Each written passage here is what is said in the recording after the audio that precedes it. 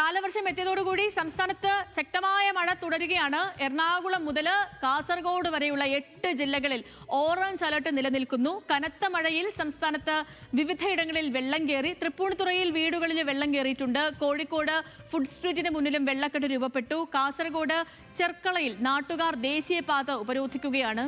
തൃപ്പൂണിത്തുറയിലെ വെള്ളം കയറിയ വീട്ടിൽ നിന്ന് അബ്ദുൾ റഹീം, കോഴിക്കോട് നിന്ന് മുബാറക്ക്, കാസർഗോഡ് നിന്ന് രതീഷ് വാസവൻ, 3 പേരും തത്സമയം നമുക്കൊപ്പം ചേർന്നു. ആദ്യം നമ്മുടെ കൊച്ചിയിലേക്ക് പോവാം. റഹീം തൃപ്പൂണിത്തുറയിലെ വെള്ളം കയറിയ വീട്ടിലുണ്ട്. റഹീമേ, എന്താണ് അവസ്ഥ, സാഹചര്യം എന്താണ്?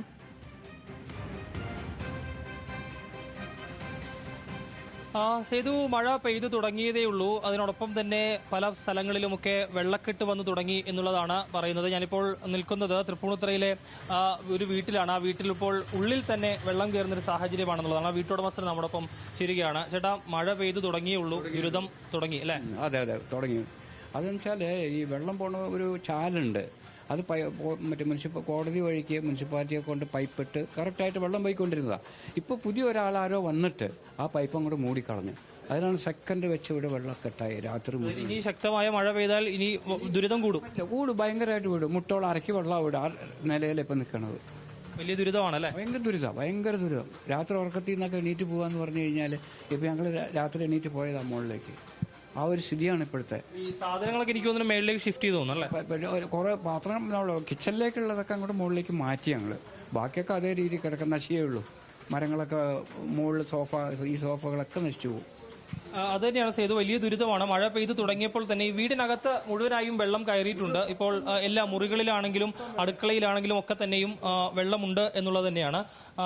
വലിയ ദുരിതം. മഴ പെയ്തു തുടങ്ങിയേ ഉള്ളൂ, അപ്പോഴേക്ക് തന്നെ ഈ വലിയ രീതിയിൽ തന്നെ വീടുകളിലൊക്കെ വെള്ളം കയറാൻ തുടങ്ങി എന്നുള്ളത് പറയുന്നത് വലിയ കഷ്ടമാണ്.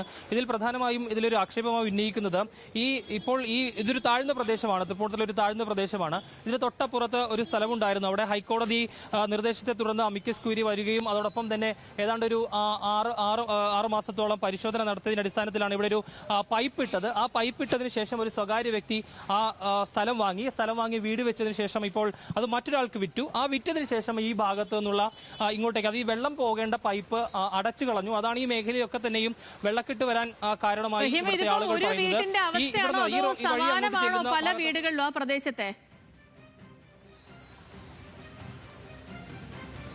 സേതു, ഇതിപ്പോ ഞാൻ നേരത്തെ കാണിച്ച ഒരു വീടുണ്ട്. ആ വീടിന് പുറമെ മറ്റ് ഇതിന്റെ ഭാഗത്തെ പുറകുവശത്തേക്ക് വരുന്ന വീടുകളിലും സമാനമാണ് സ്ഥിതി. ഞാനിപ്പോൾ നിൽക്കുന്ന ഈ ഭാഗത്ത് തന്നെ എനിക്ക് എന്റെ മുട്ടറ്റം വെള്ളം വരുന്നുണ്ട്. അപ്പോൾ സ്വാഭാവികമായും വീടുകളിലേക്ക് അവസ്ഥ വളരെ ദുരിതമായിരിക്കും എന്നുള്ള കാര്യം നമ്മൾ പറയാതെ തന്നെ മനസ്സിലാക്കാൻ കഴിയുമെന്ന് തോന്നുന്നത്. കാരണം അപ്പുറത്തെ വീടുകളിലൊക്കെ തന്നെയും വലിയ രീതിയിൽ വെള്ളം കയറിയിട്ടുണ്ട്. ആ വീട് മുങ്ങിപ്പോകുന്ന അവസ്ഥയിലാണ് ഇപ്പോൾ. അതായത് നേരത്തെ ഞാൻ സംസാരിച്ച വീടിനെ തൊട്ട് പിന്നിലുള്ള വീടാണ്. ആ വീട്ടിലും ദൃശ്യങ്ങൾ കാണാൻ കഴിയുമെന്ന് തോന്നുന്നു. ആ വീട്ടിലും സമാനമാണ് സ്ഥിതി. ആ വീട്ടിലും ഈ പറയുന്നത് പോലെ തന്നെ വെള്ളം കയറി കിടക്കുകയാണ്.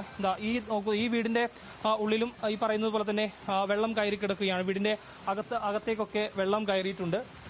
വലിയ ദുരിതം ഈ മേഖലയിലുള്ള ജനങ്ങൾ അനുഭവിക്കുന്നുണ്ട് എന്നുള്ളതാണ് അവരുടെ വാക്കുകളിൽ നിന്നൊക്കെ വ്യക്തമാകുന്നത്. മാത്രമല്ല, ഇതിപ്പം മഴ തുടങ്ങിയിട്ടേ ഉള്ളൂ. വരും ദിവസങ്ങളിലൊക്കെ മഴ കനക്കുമെന്ന മുന്നറിയിപ്പ്. ഇപ്പം നാളെ ആണെങ്കിൽ എല്ലാ ജില്ലകളിലും ഓറഞ്ച് അലർട്ടൊക്കെ പ്രഖ്യാപിച്ചിരിക്കുന്ന ദിവസമാണ് നാളെ. അപ്പോൾ അതുകൊണ്ട് ഈ സാഹചര്യം ഇനിയും രൂക്ഷമാകാനേ ഇടുള്ളൂ. ഇതിപ്പം ഈ ആദ്യമായിട്ടാണോ അതോ ഇതിനു മുൻപും ഈ കുടുംബങ്ങളൊക്കെ ഈ പ്രതിസന്ധി നേരിടുന്നുണ്ടായിരുന്നോ മഴക്കാലങ്ങളിൽ? സേതു, ഞാൻ നേരത്തെ സൂചിപ്പിച്ചത്, അതായത് ഈ വീടുകളിലെ പരിസരത്തൊക്കെയും താഴ്ന്നൊരു പ്രദേശമാണ് ഈ മേഖല. അവിടെ നേരത്തെ ഈ വെള്ളം നിലനിൽക്കുന്നൊരു സാഹചര്യം മുൻപുണ്ടായിരുന്നതാണ്. അതിനെ തുടർന്ന് ഹൈക്കോടതിയിൽ ഈ ഭാഗത്തുള്ള ആളുകൾ കേസ് ഫയൽ ചെയ്യുകയും അതിന്റെ അടിസ്ഥാനത്തിൽ അമിക്കസ് ക്യൂരിയെ വെച്ചുകൊണ്ട് ഇതിന്റെ റിപ്പോർട്ട് സമർപ്പിക്കാൻ പറയുകയും ചെയ്തു. അതിനുശേഷമാണ് 6 മാസത്തോളം ഇവിടെ പഠനം നടത്തിയതിനു ശേഷം അമിക്കസ് ക്യൂരി റിപ്പോർട്ട് നൽകിയത്. ആ റിപ്പോർട്ടിന്റെ അടിസ്ഥാനത്തിലാണ് ഹൈക്കോടതിയുടെ നിർദ്ദേശത്തിന്റെ അടിസ്ഥാനത്തിൽ ഈ പെയ്ത്ത് വെള്ളം ഒഴുകിപ്പോകാനായി ഒരു പൈപ്പ് സ്ഥാപിച്ചത്. പക്ഷേ ഞാൻ നേരത്തെ സൂചിപ്പിച്ചതുപോലെ തന്നെ ആ പൈപ്പ് ഇട്ട ഭാഗത്ത് വേറൊരാൾ വീടെടുത്തു. ആ വീടിൽ നിന്നുള്ള ആള് അവിടെ വെള്ളം കെട്ടി നിൽക്കുകയാണ്. സൂക്ഷിച്ച് നോക്കി സേഫായിട്ട് നിൽക്കണേ. തീർച്ചയായും സേതു, ഇപ്പോൾ ഈ വീട്ടിലേക്കുള്ള വഴിയാണ്, അതുകൊണ്ടാണ് നമ്മളിങ്ങനെ കയറി വന്നത്. ഈ വീട്ടിൽ, അതായത് ഈ വഴിയിൽ നിന്നും ഈ വീട്ടിലേക്ക് കയറുന്ന വഴിയാണ്. ഇവിടെ ഇപ്പോൾ എനിക്ക് മുട്ടറ്റം വെള്ളത്തിലാണ് ഈ ഇവിടുത്തെ വെള്ളമുള്ളത്. കൂടാതെ തൊട്ടപ്പുറത്തേക്ക് പോവുകയാണെങ്കിൽ അവിടെയും സമാനമാണ് സ്ഥിതി എന്നുള്ളതാണ്. ഇവിടുത്തെ ആളുകൾ വലിയ ദുരിതം അനുഭവിക്കുന്നുണ്ട്. ഈ ഞാൻ നേരത്തെ പറഞ്ഞു വന്നതുപോലെ, അതായത് ഈ വഴി കെട്ടിയടച്ചതാണ് ഇവിടുത്തെ ഈ ഒരു ദുരിതത്തിന് കാരണമായി പറയുന്നത്. പ്രധാനമായും ഇവിടുത്തെ ആളുകളൊക്കെ ഉണ്ട്, അവരുടെ പ്രതികരണം നമുക്ക് തേടാം എന്നാണ് ഞാൻ പ്രതീക്ഷിക്കുന്നത്. ചേട്ടാ, ഈ ഒരു വലിയ ദുരിതമാണല്ലേ ഇവിടെ? ചേട്ടാ, എന്താ അവസ്ഥ? വലിയ ദുരിതമാണല്ലോ. ദുരിതമാണ് സാറേ, ഇത് എടമ്പാടം തോടാണത്. ചേട്ടന്റെ വീടാണോ ഇത്? ഇതാണ് എന്റെ വീടാ, ഇതാണ് എന്റെ വീട്. കാരണം ഇത് പണ്ടിനാലെ ഞങ്ങൾ ഇവിടെ ജനിച്ച് താമസിക്കണവരാ. അപ്പൊ ഈ തോട് ഇത് പുറം കായലായിട്ടുള്ള കണക്ഷനുള്ള തോടാണ്. ഇത് മുനിസിപ്പാലിറ്റി പല പ്രാവശ്യം ഞങ്ങൾ കംപ്ലൈന്റ് കൊടുത്ത് നടന്നില്ല. അതിനുശേഷം ഞങ്ങൾ ഹൈക്കോടതിയിൽ സമീപിച്ചു. ഹൈക്കോടതി വിധി കിട്ടിയതിന് ശേഷം ആ പൈപ്പ് അവിടെ സ്ഥാപിക്കുകയും ചെയ്തു. അതിനുശേഷം വെള്ളക്കെട്ടുണ്ടായിരുന്നില്ല. അമസ് കസ്തൂരി കൂടി ഉണ്ട്. എന്നിട്ട് ആ പൈപ്പ് ഇട്ടത് മുനിസിപ്പാലിറ്റി അന്നത്തെ ചെയർമാൻ അന്നത്തെ കൗൺസിലറായിരുന്നു PL ബാബു. അങ്ങോട്ട് ചെന്ന് ഞങ്ങൾ നിരന്തരം കണ്ടു. കൗൺസിലർ കണ്ടിട്ട് പരാതി കൊടുത്തിട്ട് ഒരു ആക്ഷൻ ഇല്ല. ഇപ്പൊ ശരിയാക്കാം ഒന്നുമില്ല.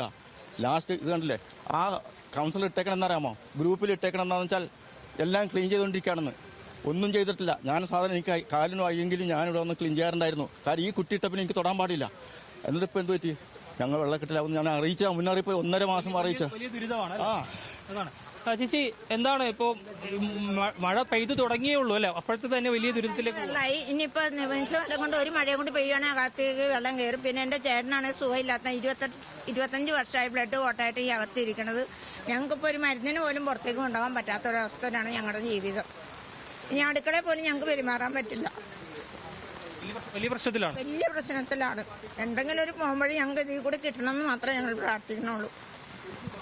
സേതു, അത് തന്നെയാണ്. ഇപ്പോൾ ഈ വീട്ടിൽ നിന്ന് ഇപ്പോൾ ഈ ചേട്ടനാണ്, അദ്ദേഹത്തിന് രോഗിയാണ് അദ്ദേഹത്തിന് ഏതെങ്കിലും ആവശ്യത്തിന് ഇപ്പോൾ നമുക്കറിയാം മഴ പെയ്തു തുടങ്ങിയിട്ടേ ഉള്ളൂ. ഇനി കൂടുതൽ മഴ പെയ്തു തുടങ്ങിക്കഴിഞ്ഞാൽ ഇതിന് ദുരിതമായിരിക്കും ഇവിടുത്തെ അവസ്ഥ എന്നുള്ള കാര്യത്തിൽ ഒരു സംശയവുമില്ല. ചേട്ടാ, എന്താ സ്ഥിതി?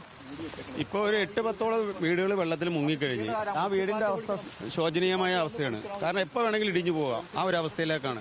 എത്രയും പെട്ടെന്ന് ഇതിനൊരു ശാശ്വത പരിഹാരം കാണണം. കണ്ടില്ല എങ്കിൽ ഇവിടെ എത്രയോ മനുഷ്യർ ജീവിക്കുന്നതാണ്.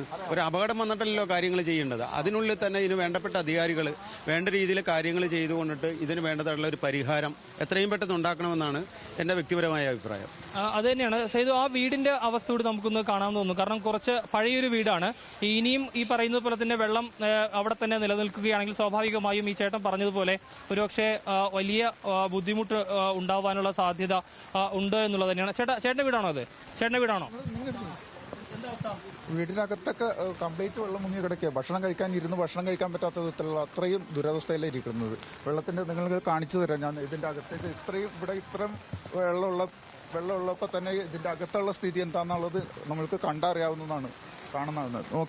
സേതു, അത് തന്നെയാണ്. ഈ വീട് കുറച്ച് പഴയ വീടും കൂടിയാണ്. ഇനിയിപ്പോൾ ഇങ്ങനെ തന്നെ വെള്ളം നിൽക്കുകയാണെങ്കിൽ സ്വാഭാവികമായും വലിയ ദുരന്തത്തിലേക്കൊക്കെ പോകാനുള്ള സാധ്യതയുണ്ട്. ഇവിടെ ഈ വെള്ളക്കെട്ട് എത്രയും പെട്ടെന്ന് ഒഴിവാക്കണം എന്നുള്ളതാണ് ഇവരുടെ ആവശ്യം. ഈ വീടിന്റെ അകത്ത് പൂർണ്ണമായും വെള്ളം കയറി നിൽക്കുകയാണ്. വീടിന്റെ അകത്ത് മുഴുവനായി വെള്ളം കയറി നിൽക്കുന്നൊരു സാഹചര്യം ഉണ്ട് എന്നുള്ളതാണ് ആ ചേട്ടൻ പറയുന്നത്. ചേട്ടാ, ഇതിപ്പോ തീരെ പെരുമാറാൻ കഴിയാത്ത അവസ്ഥയിലാണല്ലോ. ഇതിപ്പോ ഈ വെള്ളം ബ്ലോക്ക് ആയ പിന്നെ നമുക്ക് ഇങ്ങനെ ഒരു വിഷയം വന്നേക്കണത്. ഇതുവരെ നമുക്ക് കഴിഞ്ഞ വർഷം വരെ നമുക്ക് ഈ പൈപ്പിൽ കൂടി വെള്ളം പോയിക്കൊണ്ടിരുന്ന ഈ പൈപ്പ് ബ്ലോക്ക് ആക്കിയ പിന്നെ ഉണ്ടായിരിക്കുന്ന സംഭവമാണ് ഇത്. നമുക്കിപ്പോ തീരെ ഒന്നും ഉപയോഗിക്കാൻ പറ്റാത്തത്. ഇത് കണ്ടില്ലേ, നിങ്ങൾക്ക് കണ്ടാൽ തന്നെ മനസ്സിലാവും. ഇതിൽ നിന്ന് നമുക്ക് ഭക്ഷണം കഴിക്കാനൊന്നും നമ്മുടെ ബാത്റൂമിൽ പോകാനും പോലും പറ്റാത്തൊരു ദുരവസ്ഥ.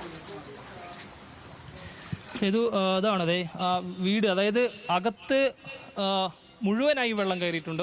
ഒരു സ്ഥലം പോലും വെള്ളം കയറാത്തതായിട്ടില്ല എന്നുള്ളതാണ് ഇവരുടെ പ്രധാനപ്പെട്ട ആവശ്യം. ഈ വെള്ളം പോകാൻ ആവശ്യമായ ഒരു വഴിയുണ്ട്. ആ പൈപ്പ് കെട്ടിയടച്ചതാണ് ഇവരുടെ ഇത്രയും വലിയൊരു ദുരിതത്തിലേക്ക് പോകാനുള്ള സാഹചര്യം. അത് എത്രയും പെട്ടെന്ന് തുറന്ന് ഇത്തരത്തിലൊരു ബുദ്ധിമുട്ടിൽ നിന്ന് ഇവരെ ഒഴിവാക്കണം എന്നുള്ളതാണ് ഇവരുടെ ആവശ്യം. ഏതായാലും ഇവർ ഇനി പ്രതിഷേധമൊക്കെ ആയിട്ട് മുന്നോട്ട് പോകും എന്നുള്ളതാണ് ഇവർ പറയുന്നത് എന്നുള്ളത് നമുക്ക് മനസ്സിലാക്കുന്നത്. ഏതായാലും ഈ മേഖല വലിയ രീതിയിൽ തന്നെയുള്ള ദുരിതം അനുഭവിക്കുന്നു എന്നുള്ളത് ഈ ദൃശ്യങ്ങളിൽ നിന്ന് തന്നെ വ്യക്തമാണ്. പല വീടുകളിലും ഈ പറയുന്നത് പോലെ തന്നെ കാര്യമായ രീതിയിൽ വെള്ളം കയറിയിട്ടുണ്ട്. പ്രത്യേകിച്ചും ഈ താഴ്ന്ന പ്രദേശമാണ്. ഈ താഴ്ന്ന പ്രദേശങ്ങളിലൊക്കെയും വലിയ രീതിയിൽ വെള്ളം കയറി നിൽക്കുന്ന ഒരു സാഹചര്യം ഈ മേഖലയിൽ ഉണ്ട് എന്നുള്ളതാണ് ഇവിടുത്തെ ആളുകളുടെ പ്രതികരണത്തിൽ നിന്ന് ഈ ദൃശ്യങ്ങളിൽ നിന്ന് നമുക്ക് വ്യക്തമാകുന്നത്.